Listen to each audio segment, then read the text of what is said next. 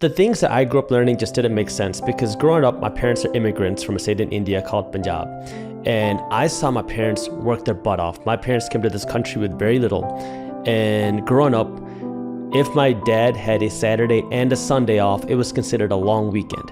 So he was working long hours every day, on weekends, all the time. And at the same time, they would say, you need to study hard so you can get a good job and become successful. And at the same time, they would also say, don't worry about money, don't stress about money, don't talk about money because money's bad, money's taboo, money's evil. And something didn't make sense because even as a kid, I had this entrepreneurial bug where I was like, I want to do something different. I started by mowing my neighbor's lawns and my parents were like, don't do that.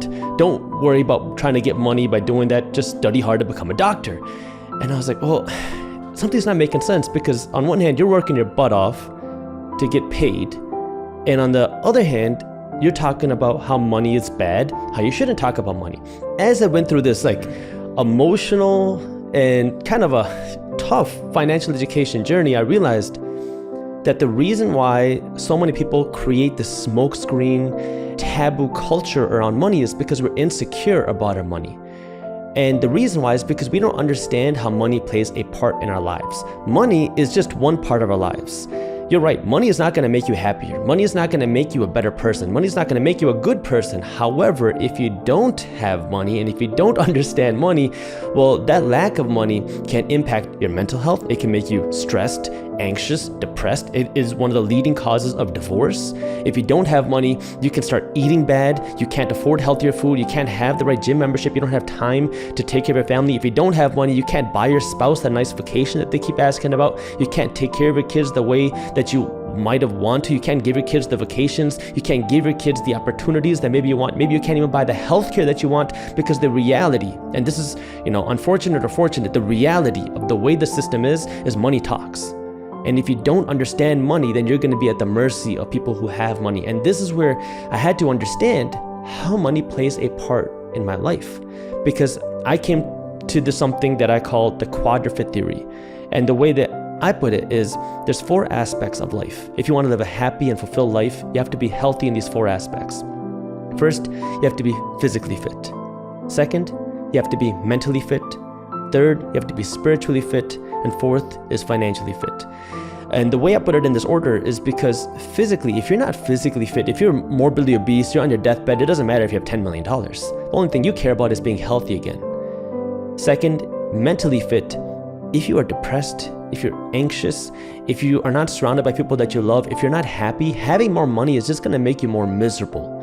And this is a big misconception out there where I know people in my own personal life, I'm sure you do too, where people are like, if I just make $1 million, I'm going to find the love of my life. I'm going to be liked. People are going to want to talk to me.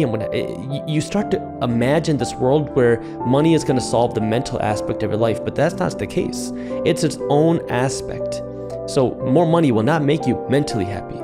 Then is a spiritual aspect. And this doesn't have to be religious. This is your purpose. For me, it's what is the reason why you're on this earth? What are you waking up for every single day? If you don't have a purpose, you're not going to have a reason to get out of bed no matter how much money you have.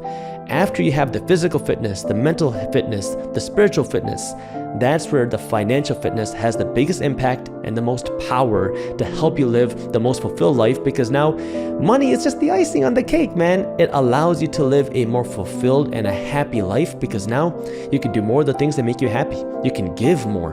You can buy more food for homeless people. You can do more things that give you happiness. Maybe it is writing books. Maybe it's traveling. Maybe it is giving. Maybe it is starting businesses. Whatever it is for you, you have the resources and the ability to do that. But that requires you to have that financial education and be willing to now go out of the way to talk about money and learn about money and understand that, hey, money is something that I need to understand. Money is something that I need to be willing to talk about. Money is something that I need to be willing to learn about, because most of us are never taught to think about money, myself included. Money is just one of those things, like even in my culture, my religion, like there's this concept called kirat karo, which means earn an honest living. Now, many people have interpreted that, in many different ways of, oh, don't worry about money, don't talk about money. And in the Sikh religion, there's also this big concept of seva, which means selfless service, giving back. And so there's this kind of like real giving aspect, which is great. and I agree with. But many times we overlook the idea of, how about the earning aspect? How do we earn? How do we take care of ourselves? Because the way I look at it is, if you want to be able to fill somebody else's cup, you want to feed somebody else, you have to be able to feed yourself first. And this is a lesson that my grandfather taught me. Poorness is the worst disease. And the reason why is because when you're at that level of poverty, that level of poorness, you can't even think about feeding somebody else. You can't think about helping another person, because the only thing on your mind is, how can I feed myself? How can you feed your family?